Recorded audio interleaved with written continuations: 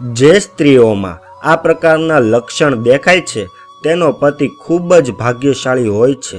સાથે જ આપણે જાણીશું જે મહિલાઓના દાંત વચ્ચે જગ્યા હોય છે આવી મહિલાઓ સામુદ્રિક શાસ્ત્રો મુજબ ભાગ્યશાળી છે કે નહીં। એની સાથે હું તમને કહીશ જે મહિલાઓને મૂછ આવે છે તે મહિલાઓ કેવી હોય છે અને તે મહિલાઓ તેના જીવનમાં કેવા મુકામ પર પહોંચે છે અને તેવી મહિલાઓ ઘર પરિવાર માટે કેવી રીતના શુભ અથવા તો અશુભ રહે છે। એટલા માટે મિત્રો પૂરી જાણકારી માટે આ વિડીયોને અંત સુધી નિહાળતા રહેજો। નમસ્કાર મિત્રો, સ્વાગત છે તમારું અમારી યુટ્યુબ ચેનલમાં। મિત્રો, કોઈ પણ ઘરની ખુશી અથવા તો ગમ તે ઘરની સ્ત્રી પર નિર્ભર કરે છે। મહિલાઓ આપણા ઘરની જરૂરત હોય છે અને સ્ત્રીઓ વગર આપણું ઘર અધૂરું રહી જાય છે। જે ઘરમાં મહિલા હોય છે તેના ઘરમાં એક અલગ જ રોનક હોય છે।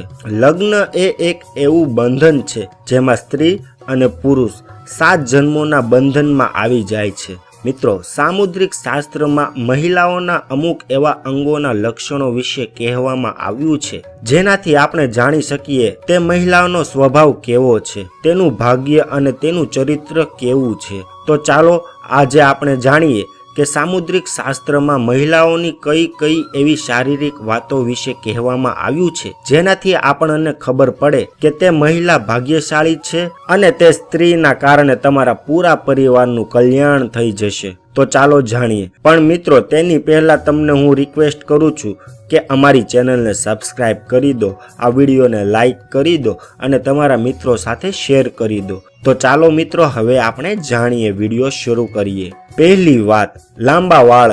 જે મહિલાઓના વાળ સીધા, લાંબા અને જાડા હોય છે આવી મહિલાઓ વધારે ભાગ્યશાળી હોય છે। તમે ઘણી વખત મહાલક્ષ્મીના ચિત્ર અથવા તો મૂર્તિમાં જોયું હશે કે તેના વાળ લાંબા, કાળા અને જાડા હોય છે। કાળા, લાંબા અને જાડા વાળ સુખ સમૃદ્ધિનું પ્રતીક હોય છે। એટલા માટે જે મહિલાઓના વાળ લાંબા, જાડા હોય છે તેને જીવનમાં સુખ અને ઐશ્વર્ય મળે છે। મિત્રો, આવી સ્ત્રી સાથે લગ્ન કરવાવાળા પુરુષને તેના જીવનમાં હંમેશા સફળતા જ પ્રાપ્ત થાય છે। બીજી વાત, ગોળ મોઢું અને મોટી આંખવાળી મહિલાઓને બહુ જ દયાળુ સ્વભાવની સ્ત્રી માનવામાં આવે છે। આવી મહિલાઓ તેના પતિની પ્રત્યે વફાદાર રહે છે। તેની સાથે જ આવી મહિલાઓ જે ઘરમાં વિવાહ કરીને જાય છે, લગ્ન કરીને જાય છે, તે ઘરમાં ક્યારેય પણ કલેશ ઝઘડાનો વાતાવરણ સર્જાતું જ નથી અને આવી સ્ત્રીઓનું જ્યારે આપણા ઘરમાં આગમન થાય છે ત્યારે આપણા ઘરનું ભાગ્ય જ બદલાઈ જાય છે।